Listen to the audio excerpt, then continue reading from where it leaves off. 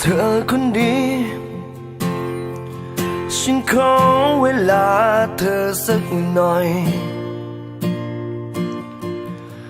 ก่อนที่เราจะไปต่อด้วยกันเธอคนดีให้ฉันได้พูดอะไร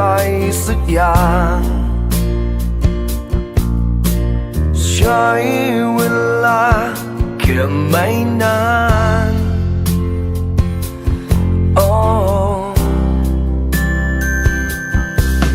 ถ้าถามว่าฉันรักเธอไหมตอบเลยตรงนี้รักจนหมดใจเพียงแต่ยังไม่แน่ใจในบางอย่างจึงอยากจะถามเธอทำไมมีชุดวิวาให้เธอได้ใส่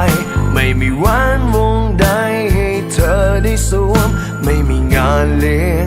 ไม่มีตัดเค้กไม่มีสินสอดแพงให้เธอไม่มีการด้วยพรใดๆสักใบไม่มีเลิกยามดีให้เธอได้รู้กำหนดแล้วเธอจะรักไหมยังจะรักฉันไหม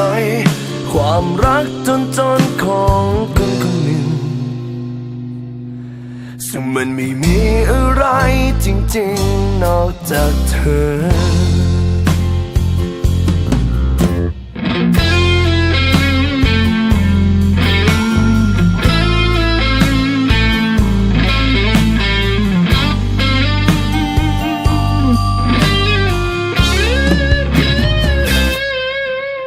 ถ้าถามว่าฉันรักเธอ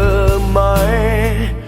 ตอบเลยตรงนี้รักจนหมดใจ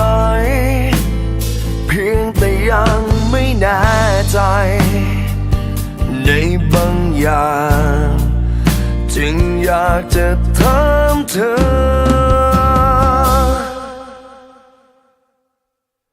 ทำไมมีชุดวิวาให้เธอได้ใส่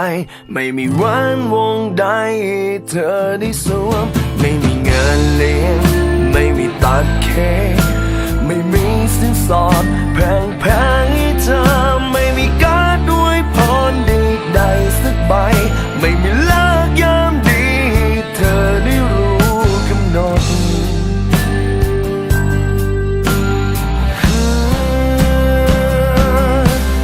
ไม่มีชุดวิวาให้เธอได้ใส่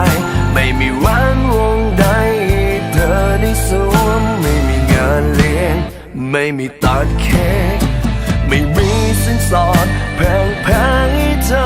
ไม่มีการด้วยพรใดๆสักใบไม่มีเลิกยามดีให้เธอได้รู้กำหนด